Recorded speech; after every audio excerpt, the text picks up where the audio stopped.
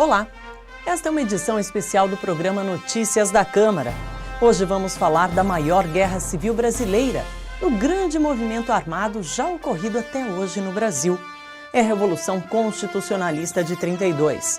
Neste ano, o município de Americana era administrado pelo prefeito Antônio Zanaga e vários jovens da então Vila Americana foram voluntários na guerra. 3 deles, Jorge Jones, Fernando de Camargo e Aristeu Valente, que na época faziam parte de Americana, faleceram durante o combate e hoje são considerados heróis em Americana e Nova Odessa. Este monumento, instalado aqui na Praça Comendador Miller, no centro de Americana, homenageia estes 3 heróis. Segundo historiadores, a Revolução de 32 foi a maior na mobilização de massa de toda a história do país.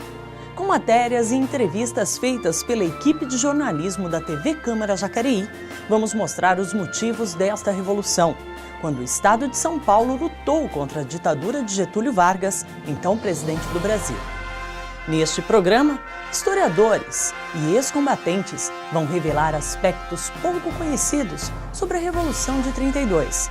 Vai mostrar como Vargas usou a propaganda ideológica como arma de guerra, que foi uma estratégia inédita naquela época. Você vai ver que a morte dos 4 jovens foi um dos principais fatores que provocaram o início da Revolução. Vai ver também que o rádio e o jornal foram usados como arma de guerra e a criatividade dos paulistas que inventaram a matraca.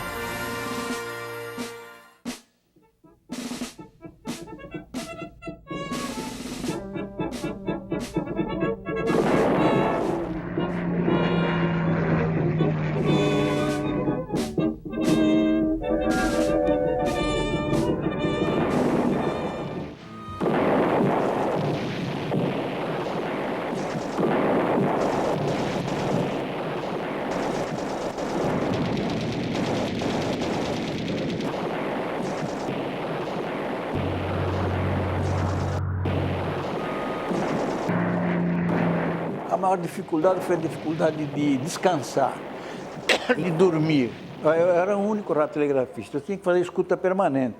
Escuta permanente é dia e noite sem largar o fone. Só que eu não tinha era tempo de ir para a cama dormir, porque nós tínhamos um medo danado da Marinha à noite, com escalera silencioso, nos invadiu. A Marinha era poderosa em relação a nós. Os 94 anos de vida não apagaram as marcas deixadas pela Revolução de 1932, quando seu Gino, então um cabo do Exército com apenas 18 anos, combateu contra as tropas de Getúlio Vargas. Na época, ele era radiotelegrafista voluntário. Durante os 85 dias que durou o conflito, ele permaneceu na fortaleza de Itaipu, em Santos. A Revolução de 32, que está marcada com tantos detalhes na memória do capitão Gino, na verdade teve origem 2 anos antes, em 1930. Naquela época, o poder econômico e político do país estava nas mãos de fazendeiros. Foi então que uma eleição foi convocada para a escolha de um novo presidente do Brasil, que substituiria Washington Luiz. Júlio Prestes venceu, mas um golpe de Estado liderado por Getúlio Vargas impediu que Prestes assumisse o poder. Quem tomou o poder então foi Getúlio Vargas, que instituiu um governo provisório. Vargas tinha amplos poderes. As instituições legislativas e executivas eram comandadas pelo governo federal. Os governadores estaduais foram depostos. No lugar deles, foram nomeados interventores para cuidar dos estados. O governo provisório já se estendia por 2 anos, sem que Getúlio Vargas convocasse uma nova Assembleia Constituinte para o Brasil. O descontentamento diante da situação era grande, principalmente em São Paulo.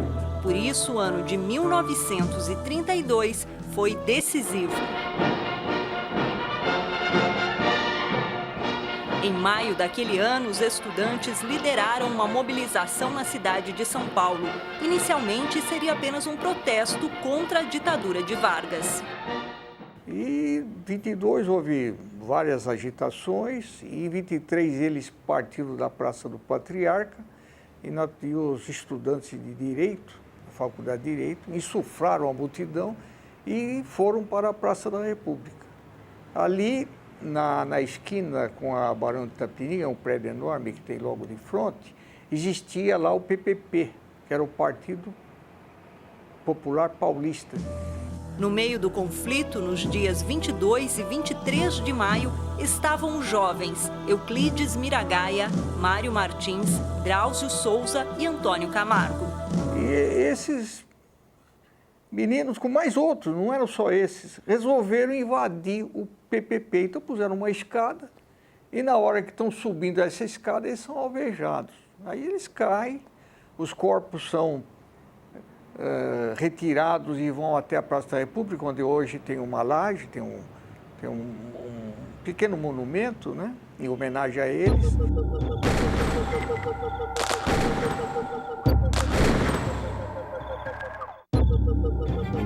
As cinzas dos 4 jovens estão guardadas em um mausoléu dentro do obelisco no Parque do Ibirapuera, em São Paulo. Aqui também estão os restos mortais de mais de 700 vítimas que lutaram na Revolução.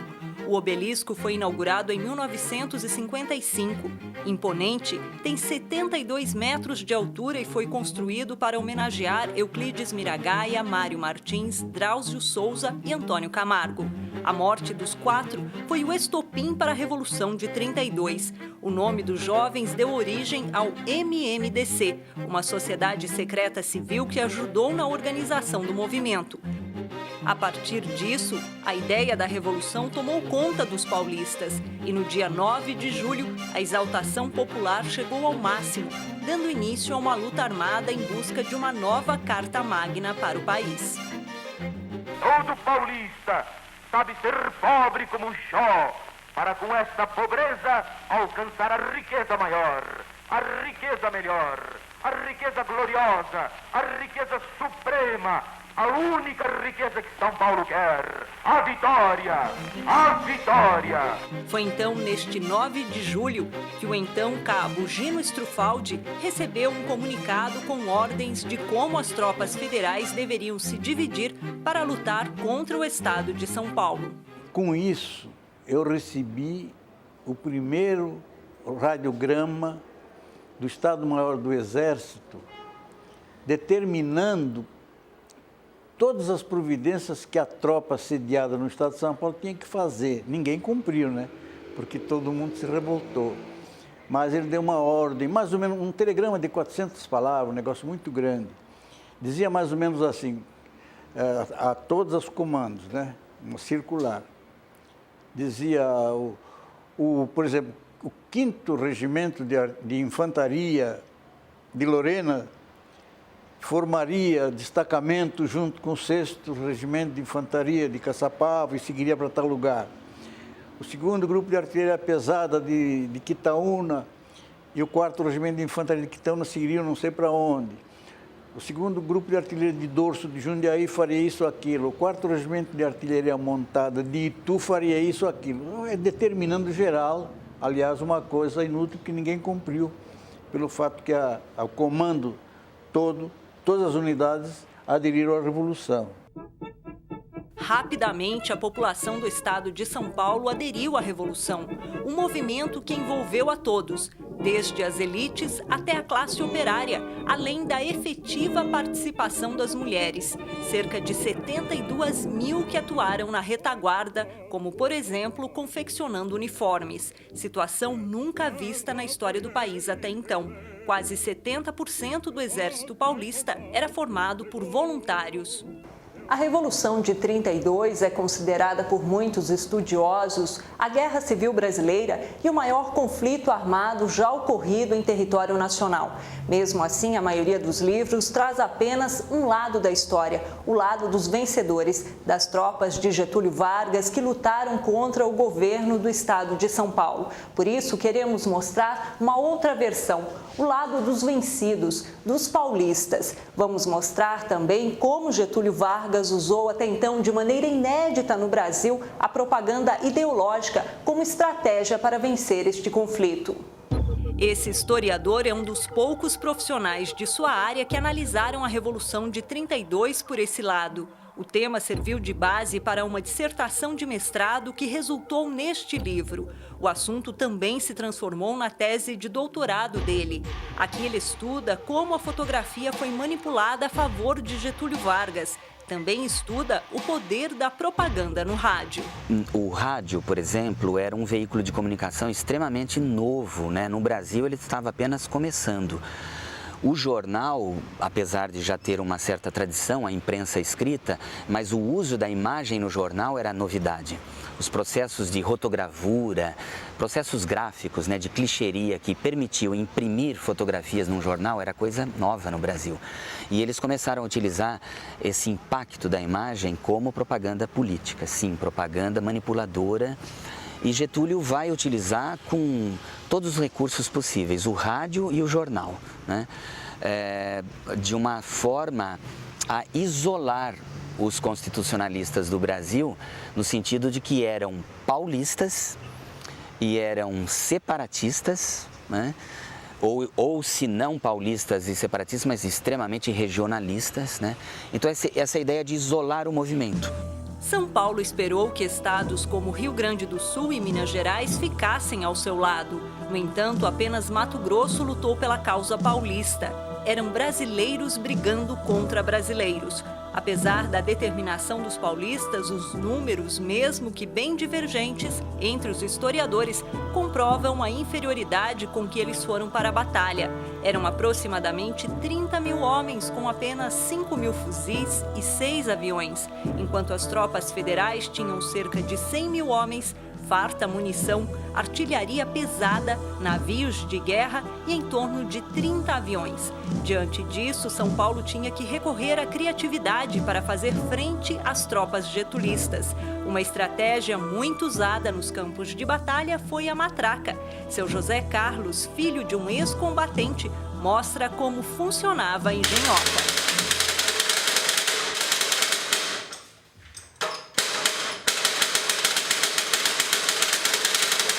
Chegou-se a um ponto, né, em que São Paulo, defendendo as suas fronteiras, já não tinha mais munição, né?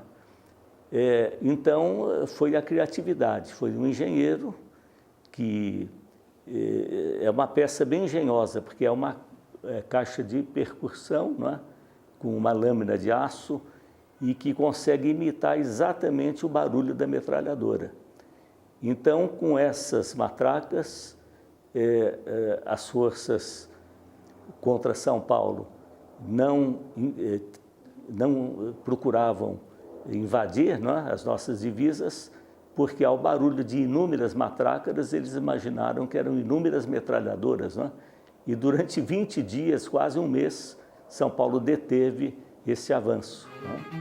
Uma matraca usada pelos paulistas e outros objetos originais de 32 estão cuidadosamente guardados no Museu Maria Soldado, localizado em São Paulo. O local foi montado por seu José Carlos. Aqui estão as fotos e peças da coleção particular dele e outras que pertencem ao MMDC, sociedade formada por veteranos alguns anos depois que a Revolução acabou.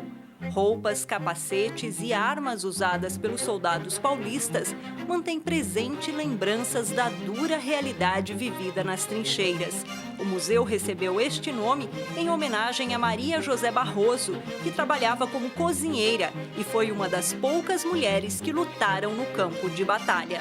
Ela teve um valor extraordinário porque ela foi eleita depois, inclusive, a mulher símbolo, né?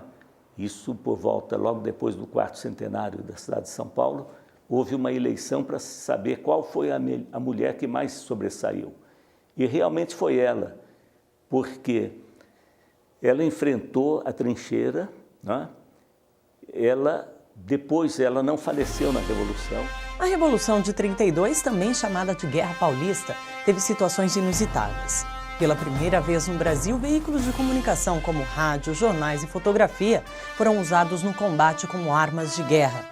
Vamos mostrar também que a superioridade militar das tropas federais obrigaram São Paulo a inventar armas pouco convencionais e a se unir para lutar contra as tropas de Vargas. No próximo bloco, você vai ver como foi o fim do combate e as consequências da Revolução de 32 para o estado de São Paulo. Historiadores afirmam que a Revolução de 32 foi marcada por situações curiosas, seja pela participação feminina, pelos poucos recursos dos paulistas, mas principalmente pelas armas de guerra usadas nos dois lados do combate, pois além de canhões e metralhadoras, eles recorreram a outras armas tão perigosas quanto essas. A propaganda, divulgada principalmente nas rádios e jornais, foi estratégia importante nesta revolução, mesmo que às vezes usada de maneira distorcida ou até enganosa. Do lado paulista, muitos jornais só traziam as notícias que eram favoráveis ao estado de São Paulo. As informações eram sempre positivas e não relatavam as dificuldades e as situações precárias enfrentadas pelos combatentes. Além disso, pela primeira vez a aviação foi usada em uma guerra civil brasileira. Os dois lados recorreram aos aviões, que no início da Revolução serviram para jogar panfletos com notícias favoráveis aos paulistas e às tropas federais. Abusando da propaganda, o governo